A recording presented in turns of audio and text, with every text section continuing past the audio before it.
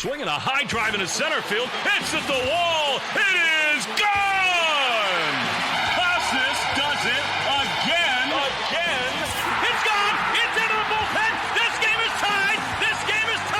And he swings and rips one to center field. It's high, it's deep, it's back, it's gone! Sale winds, he fires. Swing and a miss, strike three, it's over! The Red Sox have won the World Championship! Welcome back to Play Tessie. It's episode 189. This is the official Red Sox podcast of WEI. Before we get going, hit that subscribe button wherever you get your podcasts, Apple, Spotify, wherever. Find us on YouTube on the WEI channel. Subscribe to WEI. Find the Play Tessie playlist there. Has all of our episodes.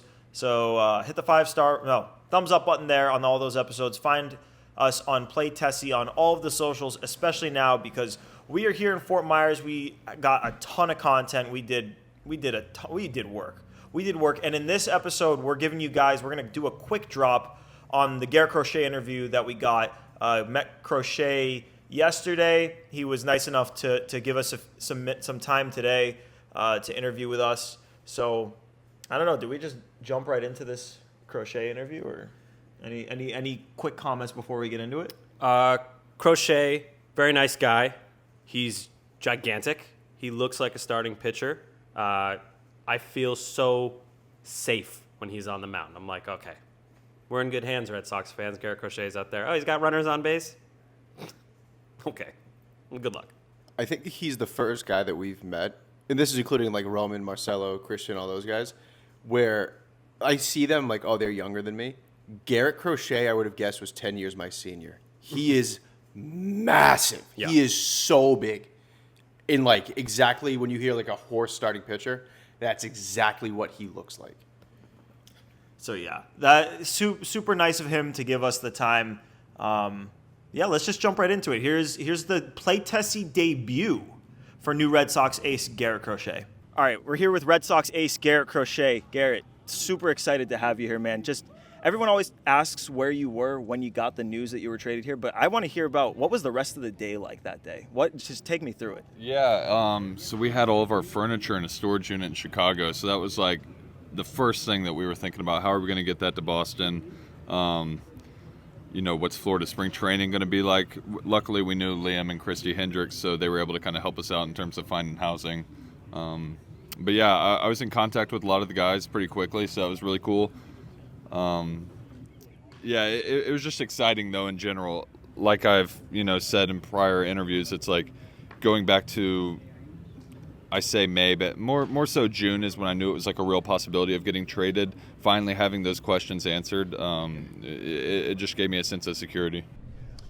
Brand new roster for you, a lot of stars in the clubhouse. Who stood out to you the most so far? Watching Bueller throw in person is pretty special. I worked out with him a little bit a couple years ago, but I don't think I ever even saw him throw a bullpen. So seeing that guy up close has been really cool.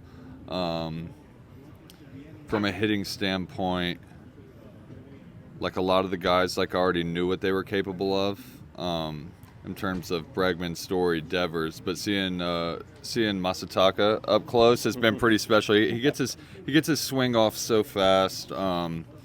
And, throughout spring, he's been pretty hot. He was pretty hot in live ABs, too. I didn't face him, but, just watching other guys face him, left on left would be different. But for me, it was like, what are you guys even throwing him here? Like, what can you throw him right now? It seems like he was on time for everything. So there's Bears, Packers, there's Celtics, Lakers, there's Red Sox, Yankees. Does that fuel you at all, being a part of a giant rivalry like that? Yeah, I suppose. I'm trying not to make it too big. You watch the comeback and all that stuff, and it's huge. And I love that. I feel like that's more so for the fans, because for us, our rival is anybody that's not wearing red and navy. Yeah. So, obviously, like I said, Sox fans super excited to have you here, want to have you here for as long as possible. What would it mean to you to spend an extended period of time with the Sox? And in your eyes, is there any chance of that coming together before opening day? Before opening day, I'm not really thinking that there's much possibility right now. I'm more so focused on just playing out the season. But just like the prospect of being here long term is incredibly exciting. We just talked about the rivalry. It's just such a storied franchise. with like you said too, a lot of star power here. So it's a team that I think is built to win, and it's filled with youth. So it's got the capability to win for a long time, which is very exciting. Yeah, a lot of pros for sure. All right, now let's get to the good stuff. Yeah. What besides baseball are you an expert in? Oh, not a whole lot. My wife always says, like when we go to the aquarium, that I would be a good aquarium tour guide. I always had a weird thing for like fish. Like I always had aquariums growing up, and it was like just like get obsessed with anything that I enjoyed or found interesting. So it was like I enjoyed keeping fish, so that was like kind of my thing. So I know like a lot of random facts like that. That's awesome. Yeah. All right, what I want to know, give me your biggest controversial food take. Hot take about food. Hot take about food. You don't need veggies. Oh, Yeah. I don't eat vegetables. Yeah, That's a I Pat Brown don't eat special. vegetables at all. Give it Love to me. it. Give it Love to me. it. Give it to me. I don't Yeah. know. All right, last question for you. Have you seen The Town? Yes, I have. I haven't seen it since probably 6th or 7th grade, honestly, because I was looking it up the other day, and I think that you got to rent it on Prime. Yeah. It used to be on Max and it was on Netflix. Yeah. But, question being, you're Robin Fenway. Yeah. You get Here we go. Yeah. You get 3 teammates, people with the team, however you want to divvy it up, Yeah. and a getaway driver. Who are you picking and Yeah. why? Getaway driver. Getaway driver. I'm trying to think of who drives reckless on the team, and that would probably be Holty, bullpen coach Holt. All right, now who do I got with me? I'm gonna go with Jaren because he's really fast. Okay. I'm gonna go with Masataka because he seems super shifty and like unassuming. I feel like he could really blend into the crowd. Who else? I feel like I just need like a powerhouse now. Oh, I'm going Romy Gonzalez. Roman? Yeah, I'll take that guy in a fight. There you go. That's awesome. All right, Garrett, we appreciate it, man. Thanks so much. Awesome. Thank you, guys. All right, big thanks to Garrett Crochet for giving us the time, making his Play Tessie debut. Yeah, I mean, I think the obvious biggest takeaway from that is the story of this week too, which was that he doesn't think that an extension is going to come together before opening day. Obviously, it's not due to lack of interest on his part. It just seems like there's a gap in talks. There were reports a couple of days before we recorded this, and we recorded it on Sunday. But yeah, there were reports on like Friday that an extension may not come together, and he certainly sounded like he believed that too, which is obviously disappointing. Like to me, I thought the offseason kind of hung on the string of a Garrett Crochet extension. Like I'd be nervous as hell until that gets done. Personally, that's just me. Yeah, not only is it dumb not to extend Garrett Crochet, it's also stupid not to extend him. The grade for the offseason, in my opinion, goes down significantly if he's not extended. It's still a good offseason. I'm happy he's aboard, of course. But, I don't know how many times we have to say this. Why would you trade all that prospect capital if you're not planning on keeping that guy long term? And I really feel like the conversation ends there. What more is there to say about it? The Red Sox have to get it done. And one thing I don't want to hear is, and they kind of alluded to, I believe it was Breslow, it might have been Sam Kennedy, correct me if I'm wrong, but one of them said the ball is in Crochet's court. It was Sam Kennedy. Yeah. Come on. The ball's in his court. It's a negotiation. It's not one guy or the other. It's a two-party thing. So I don't want any more gaslighting of the fan base with stuff like that. That's how I hear that. I know people will disagree, but that's how I hear that comment, saying like, oh, it's in his court, which implies that we, the Red Sox, have done our job. Yeah, sure. Okay. I'm not buying that. So I still feel fairly confident that they'll get him extended, less confident that it'll get done before the season starts. Of course, you never know. Things come out of nowhere. The Red Sox work in the shadows, but you have to get it done. There's absolutely no excuse. Yeah, I think the biggest thing is he has one very, very, very good year under his belt. There is some risk in it and kind of approve it, see how he pitches. I get that part of it. The big part of it is if this is not done by opening day, you have to be willing to go the distance to buy him out of free agency. Because at that point, he's a year away, which I get. Like, there's some, it obviously the 26 season, I guess, that's a lot to ride on, because if you don't pitch well, you're a 26-year-old free agent with hopefully two good years in a middle or bad year. That's a weird market to be in, gets a security. I get that part of it. But if he goes out and wins the Cy Young, or he's top 3 in Cy Young voting, he's a 26-year-old top 5 pitcher in baseball. That's a guy that, realistically, I think if they gave him a 5-year contract offer for like 125, 140, that gets it done.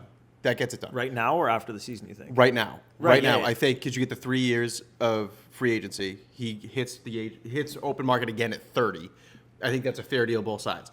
If he goes out, deals, and he's like I said, a top 3 Cy Young candidate, then you're talking, 250, 300 million and up. The downside is just, like, I understand being a little bit afraid just because he hasn't yet put together a full 200-inning season of dominant pitching. I get that.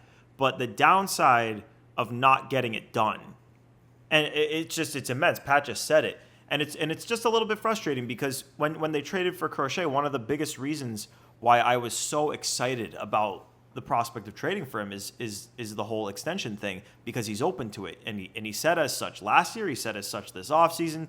He talked about it with us about how this team is built to win, and he'd love to be a part of it. But yeah, it would be disheartening to see them drag their feet and kind of not really learn from what happened with Devers, because we saw this with Devers too. Like there was a reasonable number that could have gotten it done, and yeah, they got it done, but they ended up having to pay him over $300 million, and we'll see for years to come how that impacts what they're able to do financially. It could be the same with Crochet. I don't want the guy to get away. I would pay him what he wants, and I would go over the top to keep him, as opposed to risk losing him in free agency as a 27-year-old if he gets there. To me, if I'm him and I don't have an extension, I go out there and have a baller year like we all think he will, I wouldn't sign an extension next year. I understand he's had injuries, but no, I wouldn't sign one. The upside of waiting till free agency at his age with his shit, we've seen what he's done this spring. It's crazy. He has been fucking unreal. Like, am I missing something? I just don't understand why you wouldn't get it done.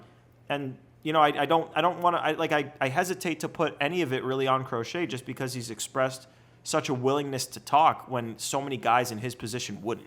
Mm-hmm. We talk about the risk in extending him, and I get that. That's not lost on me. But is that not a conversation that they should have before trading for him? It feels out of order to me to trade for a guy like this with 2 years of control left and then be like, we did give up a haul of prospects, but it might be risky to extend him.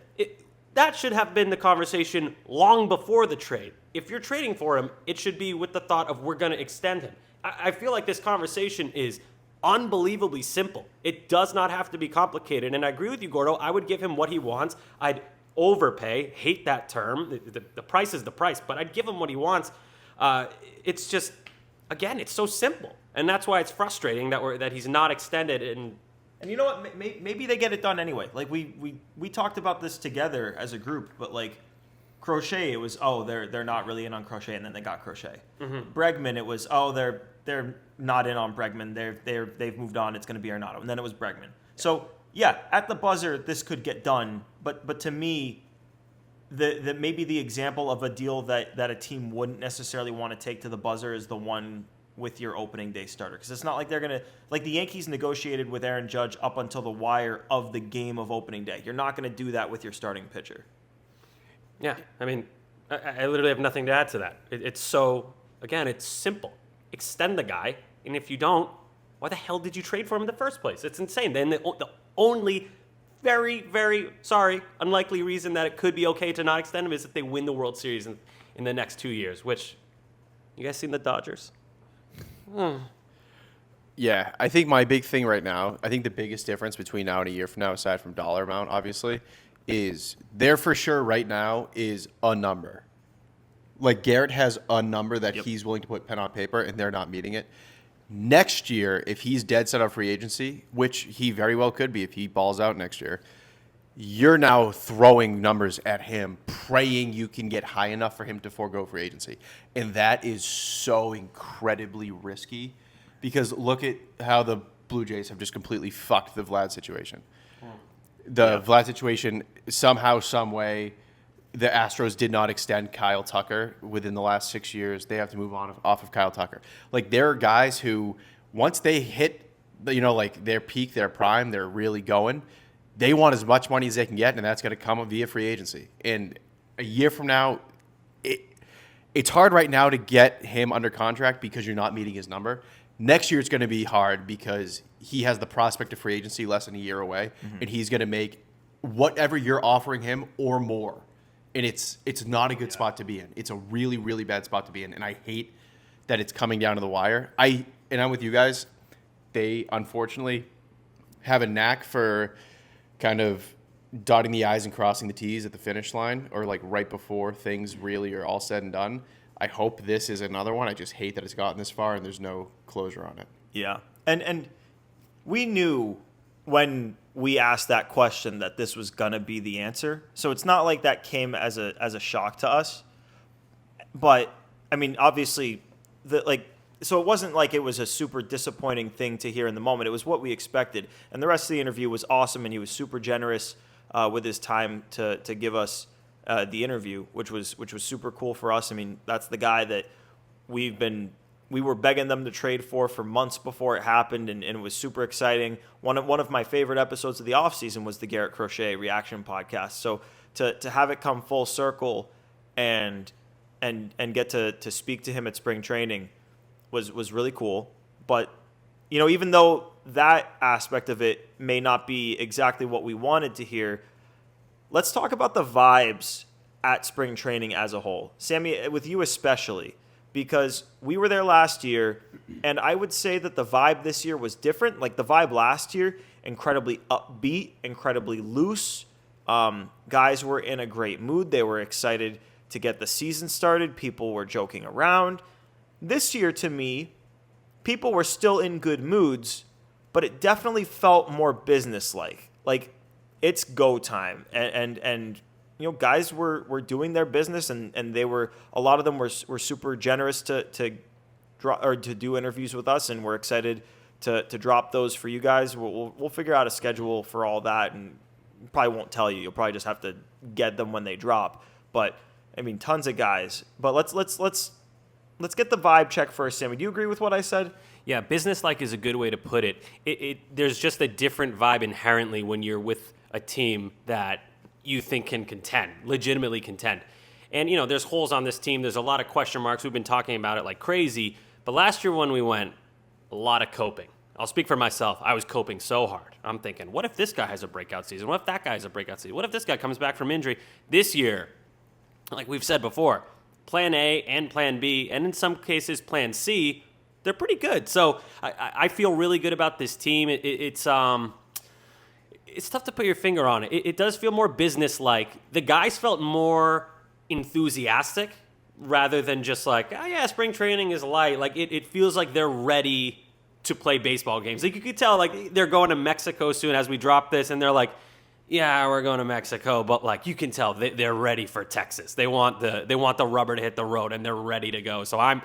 And that just gets me going. I'm so fired up for this team. I feel way more excited for this season than I did for last season. And last season, I was going nuts on opening day. So I don't even know what's going to happen to me on opening day this year. So business is the perfect word to describe what's going on, because some of these guys have been here, 6 weeks, well over a month, and there's no signs of fatigue or like being done with spring training. Giolito walks out of the clubhouse. He's a man on a mission. We were like afraid to talk to him. He was so locked in. But then we do talk to him, and he's like the nicest guy and he's ever. just nerding out about Pokemon. Yeah, I love it. Same thing with like Walker Buehler. He's another guy in and out of the clubhouse.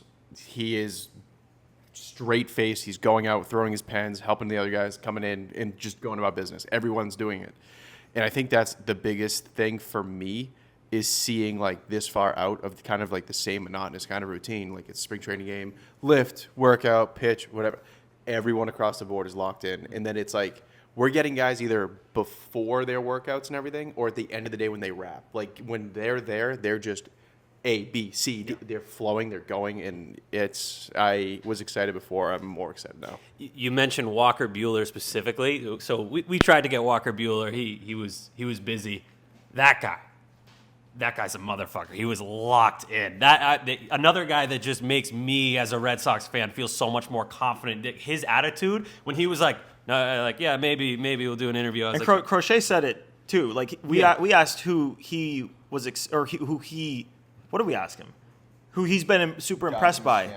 And Walker Buehler was his guy. He's like, it's crazy to watch that guy go about his business every day. It was funny because we got turned on for the interview. We're like, God dang, it really would have been cool to have Buehler. But then in the back of my mind, I'm like, this guy's so locked in. This is cool. This is so like, I don't know. I'm so ready to go as a fan. I wish we could skip the Mexico trip, but you got to do it. You got to do it. So Pat, I got to ask you, your first spring training trip. Well, first in this capacity, because you've been one time before, right? Yeah. Been one time before, but not. I've been to spring training a few times before last year. There's nothing like going in this capacity. It's crazy. What were your what immediate takeaways from the trip? I mean, at the park, beyond the park, we basically made Twin Peaks our home. Like, great times, man. Like, immediate impressions. How much do you love the state of Florida? Tell me how much you love the state of Florida. Throw Gordo under the bus for how much he likes this state. Gordo's not shut the fuck up about how everything in Florida is perfect and splendid, and it's all rainbows and sugar drops, and it's insufferable. Anyways, Florida. No, coming in this capacity is so different, and especially too, like, everyone is just like, as much as they are like business and serious and everything, everyone is just like down to talk. Everyone's saying hi, like it's just loose, it's fun.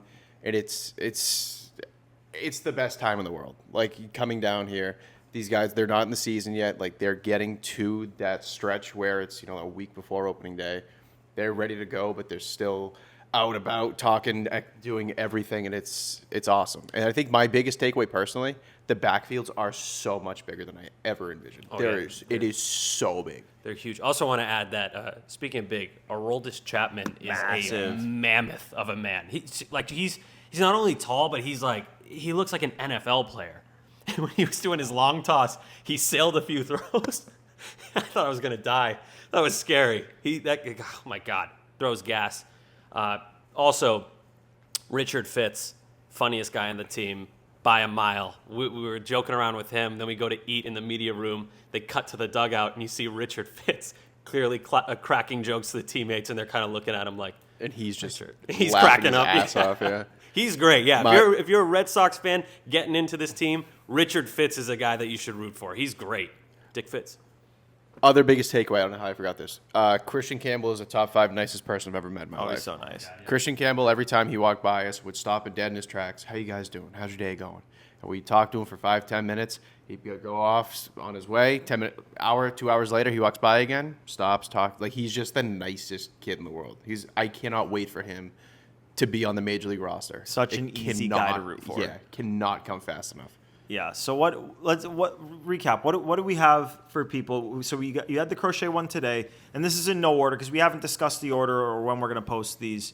We're going to spread it out a little bit. So we have Crochet, Chris Murphy, Garrett Whitlock, Giolito, Lucas Giolito, Fitz, Richard Fitz, Marcelo Meyer, Roman Anthony. We already said Crochet, and no, there's what do you call it? D'Angelo Ortiz. Oh, D'Angelo Ortiz. D'Angelo Ortiz. Yeah, that sneaky, maybe the best one of the bunch. Yeah, he was great. The expert thing, his answer alone was crazy. How fast it came out was even crazier. Yeah, because we asked what are you an expert in, to a lot of guys, and some guys had more interesting answers than others. His was probably, I mean, most guys had to hesitate a little bit, think about it. I mean, these guys, all day, every day, it's baseball. So you got to think a little bit. And you would too if it's like, okay, this is the thing you spend the most of your time on, basically what's the second most. Everyone thought about it, whatever. D'Angelo Ortiz, snap your fingers, and he thought of it, and it was probably the most interesting one too. We're obviously not going to spoil it. You're going to have to wait for that. But any final words on spring training before we get on out of here? I know we got to get to dinner, but I mean, it was just overall takeaway. Just I look forward to this so much every year. I love when we do it too, because I mean, spring training can drag, but for us, it's like you get to the middle to end of March, you go to spring training at the end, Now it's basically just you go home and there's only a few extra days left to kill. And I mean, we're going to be at opening day before you know it, and then the grind of the full 162 starts. So this is a really cool, last hurrah of the off season, or maybe more of an introduction to the regular season, to the grind. There is no one on planet Earth who is more excited for this Mexico trip than Alex Cora. Today, he walked out of the clubhouse. More excited. There's no one more excited than Alex Cora. That was.